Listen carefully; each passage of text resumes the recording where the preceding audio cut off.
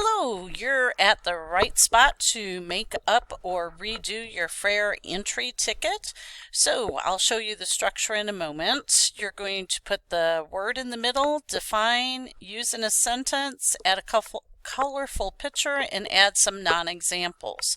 So let's take a look at, there we go.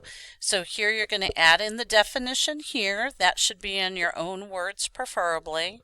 You're going to use the word in a sentence. You're going to draw a colorful picture that represents the word, and then you can give some non-examples, and the term or concept goes in the middle. And let's head back to classwork, and then the rubric for this assignment. You define the term accurately. You use the term in a sentence. It contains colorful drawings, and you actually turned something in. Please complete this. If you didn't score a 7 or above, you may go back and redo it to get a score of at least a 7. Thank you.